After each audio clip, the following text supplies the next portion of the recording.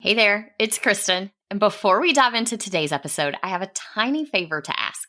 I'm planning some exciting stuff this year for the podcast and my courses, and I would really love your input.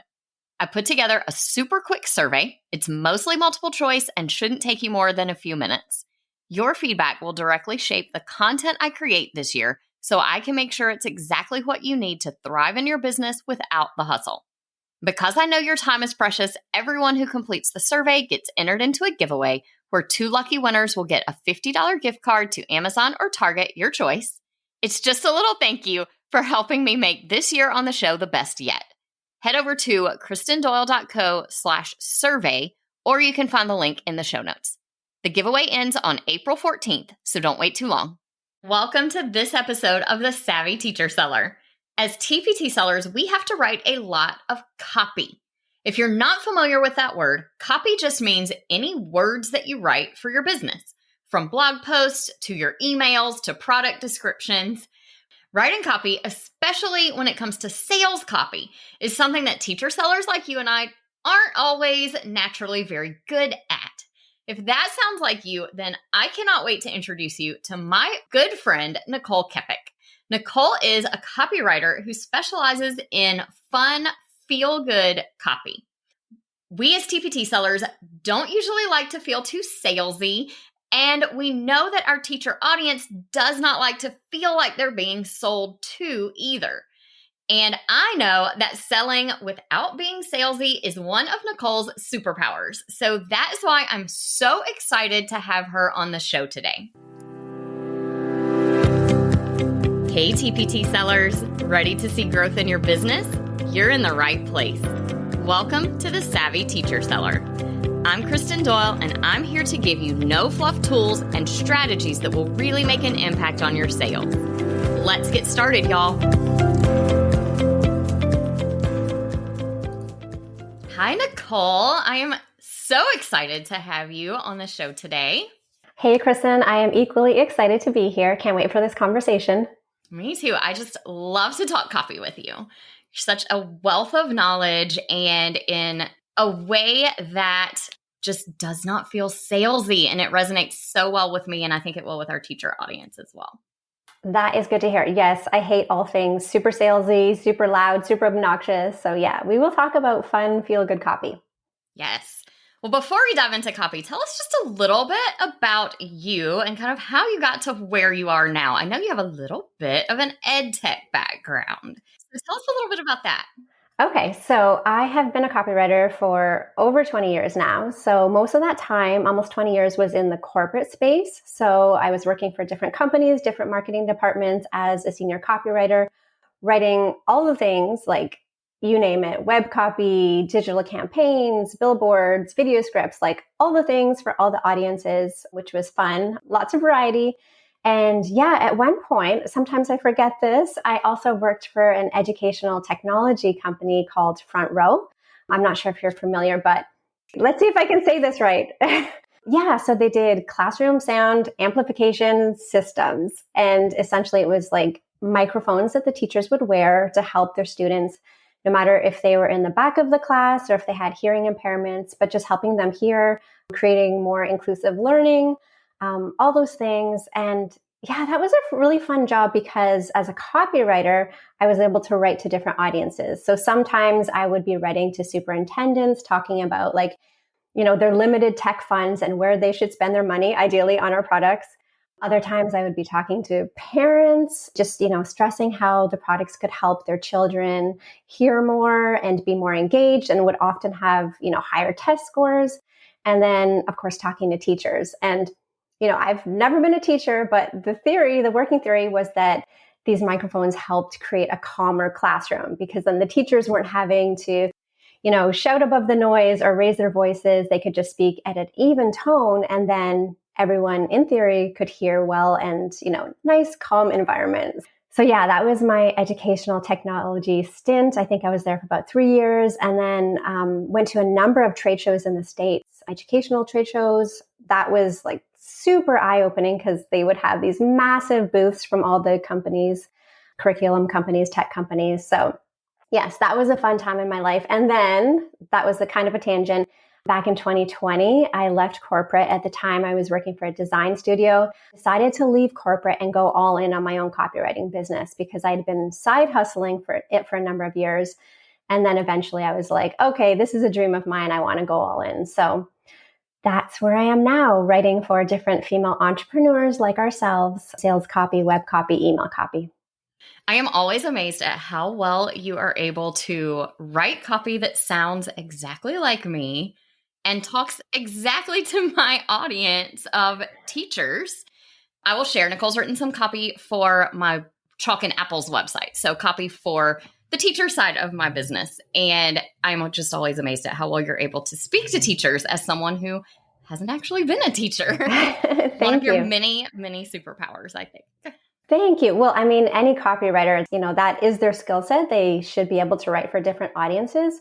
Obviously, if you've lived it before, it's easier. Or if you're really familiar with the audience, it's easier. So yeah, there are some audiences where, I don't boycott those audiences, but I just know where my strengths are. And usually that's education, an audience I've written for before, or if it's somebody I would personally hire for my business. So a web designer, an OBM, a VA, I don't know, I'm just able to relate to the pain points because I'm in that position too. So yeah, that definitely helps. And I think that's kind of one of our strengths as teachers who are selling to other teachers is that we really are able to relate to their pain points and know what teachers are looking for. I think that helps us a lot.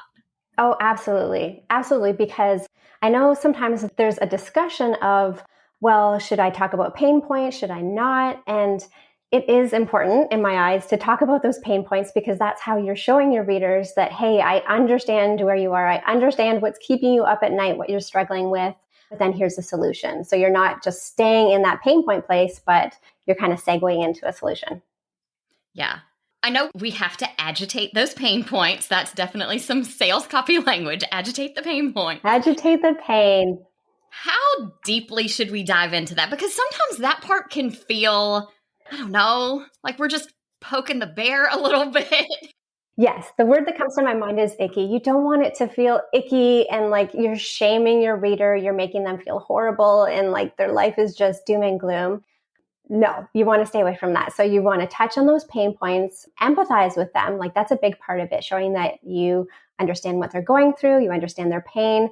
But then you're also like switching the tone into more positive, showcasing your solution and also your expertise. That's a big one too, because you can empathize with somebody's pain, but then they might think, okay, that's great. You understand me, but can you help me? Like, what can you do to help me get out of this pain? So that's when you introduce your solution and also your expertise in the sense of, hey, I've lived this before, or hey, I have these credentials or these certifications, whatever your credentials are, your expertise, where it lies, that's where you introduce that too. So it's empathy and expertise.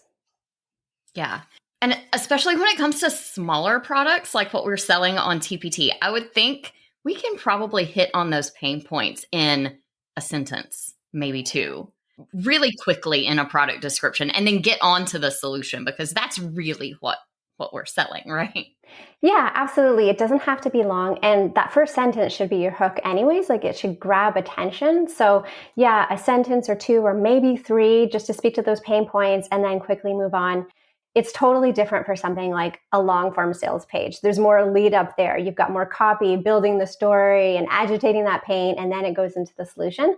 But if you have limited space, you don't want all that space to be just like pain, pain, pain. Right.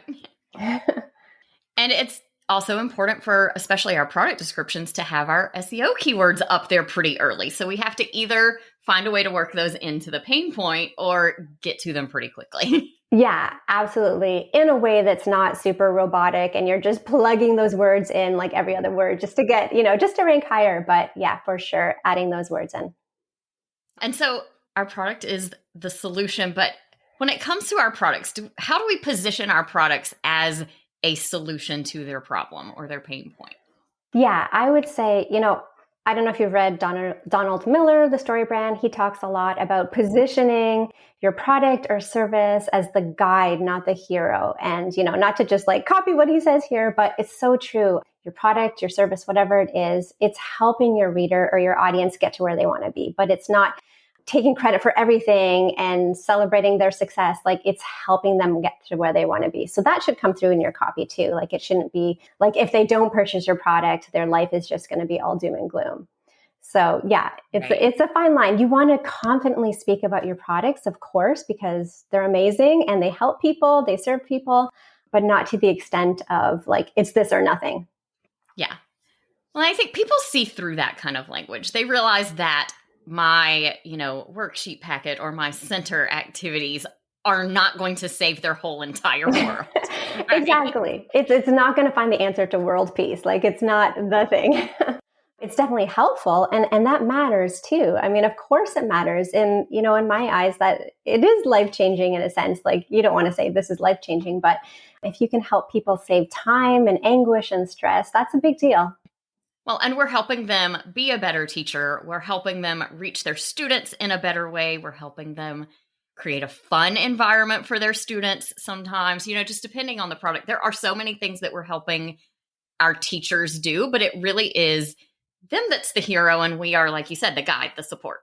Yeah, for sure. And, speaking about the pain points and the agitation, the reason the agitation is there, just a bit of agitation, is because it's kind of answering like that so what question, like, so what, like, why should I care about this? So you might create resources or lesson plans for teachers, but why does that matter to them? Well, maybe it matters because they're spending their Friday nights working on their lesson plans, and that's taking time away from their friends and family, or they're saying no to social engagements because they're at home working on their lesson plans. So it's not only stating the problem, but why the problem matters in their life. Yeah. For sure.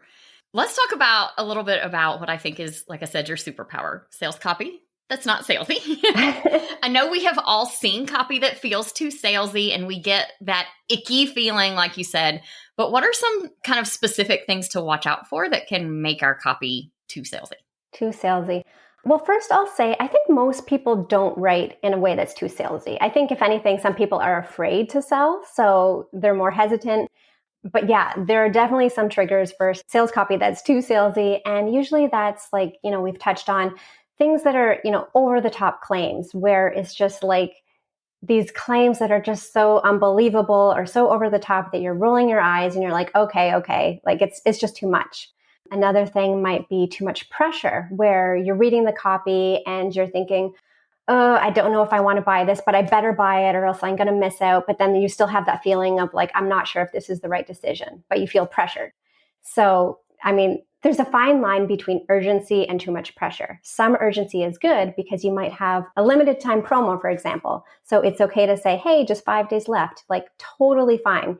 But you also don't want to have this false sense of urgency and scarcity where people feel pressured to buy. And then afterwards, they're thinking, I don't feel good with this. Like, I want a refund or something. I did have another one in mind. I can't remember right now. Oh, I was going to say, like, copy that is just feels loud, like lots of capitalization everywhere, exclamation marks everywhere. Like, it just feels too much, like too heavy, too loud. In your face kinds of things. Yeah. I mean, kind of like an infomercial. But wait, there's more. Like, it's just too much, right? So I think you can have more subdued copy that is still fun. It still has personality, but it's just not like so in your face and so loud. You mentioned that a lot of us are afraid to sell in our copy. And I think for the most part, that's probably where TPT sellers fall. So I think that comes down to not wanting to be icky. And the fact that a lot of us are very turned off by like the bro marketing kind of copy.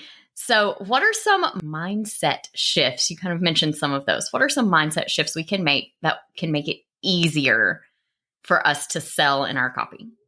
Yeah, I think you hit on it perfectly. We're just afraid of being that person who's super pushy or super bro-y, and most people aren't.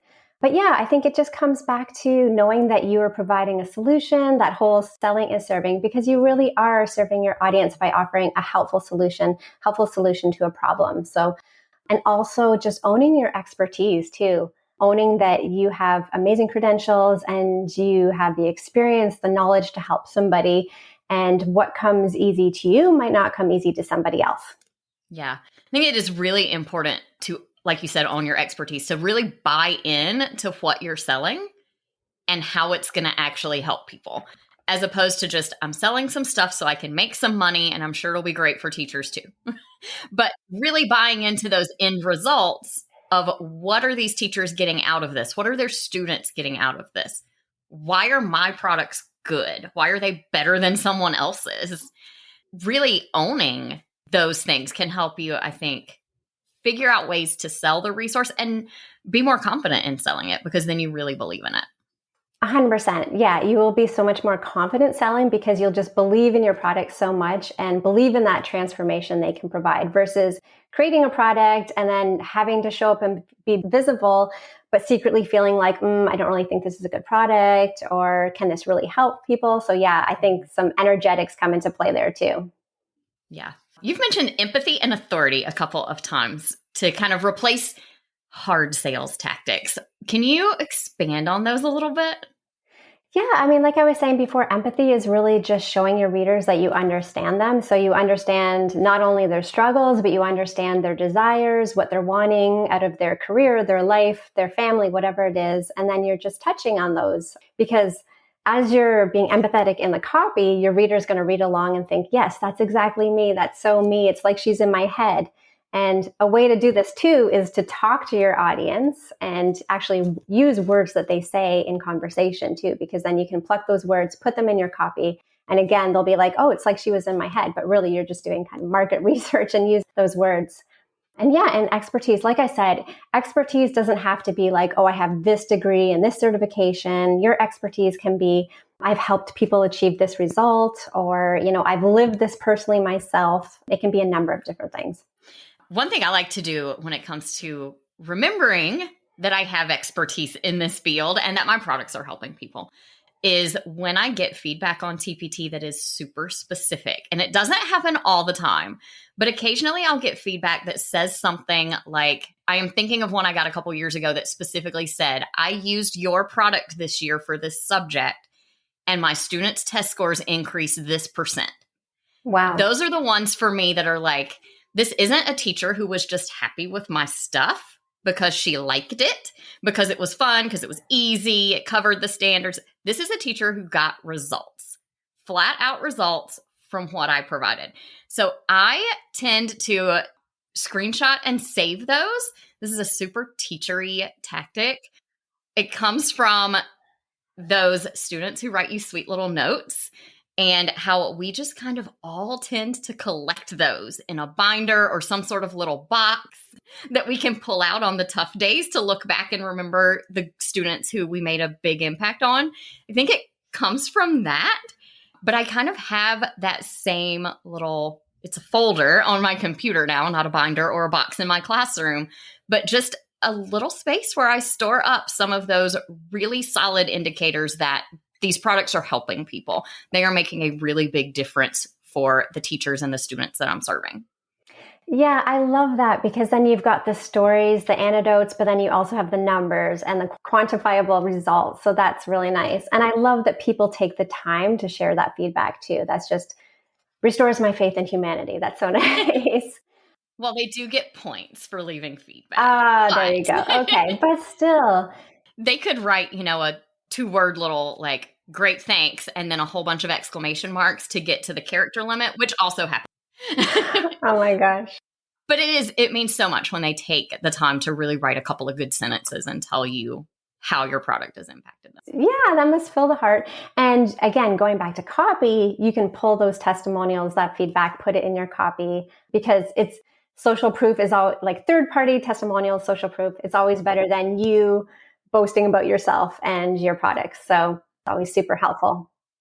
I try to share screenshots versus copying the text and pasting it on a web page somewhere, because I feel like, I don't know, people are skeptical, and I could type anything and put it in quotation marks. They don't know that that's actually what the person said if they don't trust me already.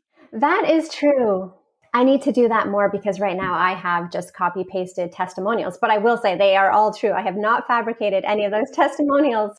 But yeah, I think even just visually, it's really impressive and really powerful to see those screenshots, especially with the emojis when people are really happy with your work and they have, all the hearts and all the things. Yeah, I definitely think it helps a lot to have actual screenshots. And those testimonials are one really great place to start picking up on the language that your people are using too, like you were talking about earlier. I know a lot of us have big audiences on Facebook or Instagram or wherever, maybe our email list, and we can pull information from there. But if that's not you, if you don't have a huge audience, then looking at your reviews is a great place to do that. And I like staying active, even though I'm not in the classroom anymore. I like to stay active in some teacher Facebook groups. And when I'm in there, I don't sell anything. I hardly ever share a link to anything in my store, even in groups where I technically could. It's not against the rules. Unless I have the answer to a specific question, I just don't, because that's not what I'm there for. I'm really there to observe and to listen and to see what people are struggling with so that I know A, what to create, and B, how to talk about it. Yeah, it's like you're on a stealth recon mission. I love it. I love it. But yeah, no, it's so true, because sometimes we get so close to our business and we think we know everything about our audience. But every once in a while, you'll read a testimonial or you'll speak to somebody and just something will rise to the surface like a juicy gem. And you're like, I never thought of that. And yet I've been doing this for so long. So yeah, it's always helpful to be a silent observer, like you just mentioned. I think that definitely helps us to write some copy that really connects with our audience. Do you have any other tips for that, for copy that connects with the teachers we're serving? Well, I'm a big fan of stories. I love stories. And I do recognize that if you're doing a product description, you may not have all the room in the world to insert a story. But just in general, stories are really memorable. So it could be a story about your teaching years or, being in the classroom. But yeah, just in general, stories are more memorable. They set you apart from other people because they're not living your life, so they can't copy your stories. So it just sets you apart, makes you more memorable, and just adds, a bit of human flair to your copy too. Yeah. And they're definitely helpful even for our products to use in social media posts and on our emails and all of those things if you have a story that relates to your product, for sure. But I would think there are some ways to write a 1 or 2 sentence story that we drop into our product description. Just because it's a story doesn't mean it has to be 2 or 3 or 7 paragraphs. Yeah, exactly. Right? Exactly. It doesn't have to be like the great American novel. It could just be like a quick intro, like you said, and then segue into the rest of the description. Thank you so much for being here. I feel like we have talked through all the things that you and I talked about covering. Any last little tips for us as far as how we can weave in some of this into super short product descriptions? Yeah, I would say to add in your personality, be a bit conversational, and then add in if you have any teacher-isms, like specific language that you use that other teachers can relate to, definitely insert those too. Being more specific as well. I think we briefly touched on that. So you want your copy to be more specific and really tangible so people can picture that situation or that scene, that scenario, versus just being copy that could apply to any industry or be plopped onto any website. So making it super specific to you, your audience, and your products. As you were talking about that, just reminded me a lot of TPT sellers are starting to use tools like ChatGPT to help write product descriptions and things. And I feel like the one thing ChatGPT cannot ever do is that super specific talk to my people language. And that's where, even if you're using it as a jumping off point, somewhere to kind of get started, I think it's so important to go back and put yourself into that copy that you're writing. Yeah, put yourself in it, put that personal spin. Yeah, I've heard it is a great tool. I know it is. I personally haven't used it yet. I know a lot of copywriters hate the whole idea. I haven't used it yet only because I feel like people are paying me to write really custom copy. And so I want it to be 100% original, 100% from my brain. But with that said, I do know other copywriters who will use AI to generate some ideas, some thought starters, and then go from there. I'm not there yet, but I think for most business owners, it is a good tool because not everybody has the time or maybe the budget to outsource to a copywriter all the time. So you want to feel empowered in your business to still get great content out there. Yeah. I will say it is definitely not the same as having someone like you write amazing copy for me. Well, thank you. I think I told you when we were chatting a couple weeks ago, I tried to use ChatGPT to write sales page for something. And I think I used maybe 4 words that it gave me for the whole entire page. So yeah, it could go either way. It could be a success or maybe not. But it did help me get my brain rolling. So it was helpful in that way. I just didn't use any of the words. Yeah, it's definitely changing the space. Yeah. How Canva popped up and people thought it was going to mean an end to designers, but it's not. Yeah, that's such a great example. Yeah, I was just thinking that like when AI first came out, ChatGPT, like, is this going to be the end of my position? Do I need to find a new skill? Like, what else can I do in my life? I don't know. But yeah, that's such a great example where Canva wasn't the ruin and destruction of designers. So yeah, we copywriters will survive with this tool too. You will. You will. It's, it still takes so much knowledge and finesse to use any of these tools to help us. You still have to have that underlying knowledge of what you're trying to do and what makes it good, whether it's design or copy or anything else. So gotcha. Yeah, that's we so definitely will always need people like you coaching us and helping us and sometimes writing it for us. Sounds good. I'm up for that. Well, again, thank you so much for being here today. This was super fun to chat about with you. Can you share a little bit about where everyone can find you and connect with you? Yes, absolutely. So my website is my first and last name, NicoleKepic.com. And on social media, Instagram is the place I hang out most, and that's at NK Copywriting. Awesome. And we will drop links to those in the show notes. I know you also have a couple of freebies, and I'll drop links for those in the show notes as well. I know you have 52 weeks of email, which I can attest is amazing. It's a whole year's worth of weekly email topics that really can apply to any niche. So you take her ideas and write your email. Yeah. So incredible. That one, I created that guide. And I will say, when I created it, it was originally for service providers. So people like web designers, coaches. But I think so much of the content there is universal. So it's basically like if you are thinking, I have no idea what to write my list this week, what should I even say? You can just use this doc, and it has a bunch of themes. It has some subject line options for every theme. And then it has 2 different call to action options for every theme too. So one where you're selling and one where you're not selling. So you can kind of skew that up or down if you want to sell or not. And I love that. I have definitely grabbed some ideas out of there for my Chalk and Apples email list. Oh, good. Not every week, but definitely I have gotten some ideas out of there. That's great. That doc too, it helps because like email is such a struggle. I mean, even for myself as a copywriter, sometimes I'm like, oh my gosh, what should I say? Is this even exciting? Is it relevant? Like everybody has that fear. So this is just to give you some ideas so that you're not just staring at a blank screen.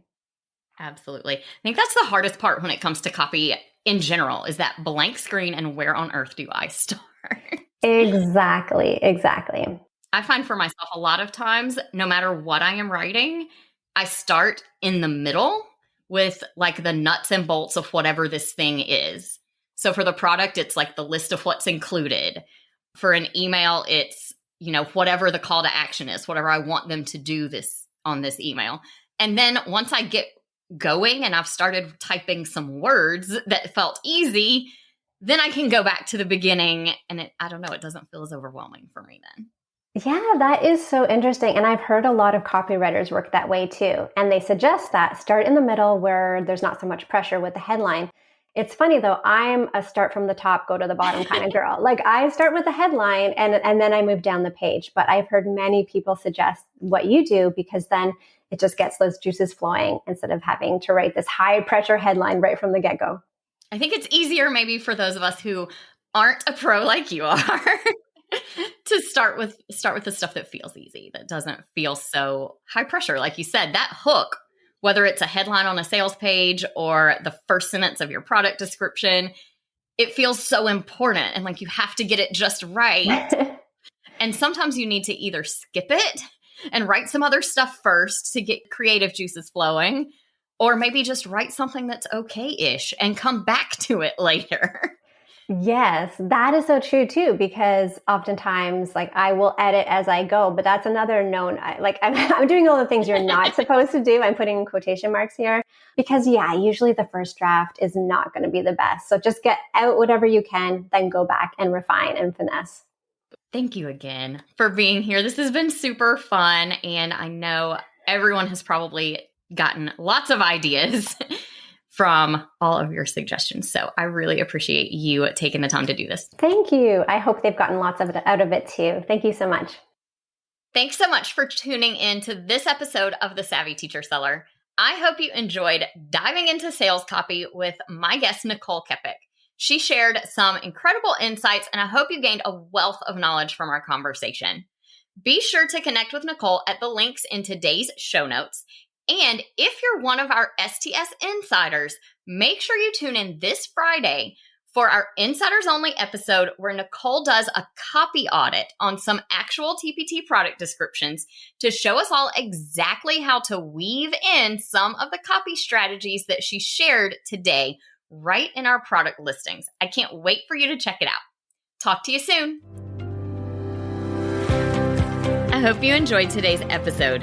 If you did, please share it with another teacher seller who would also find it helpful.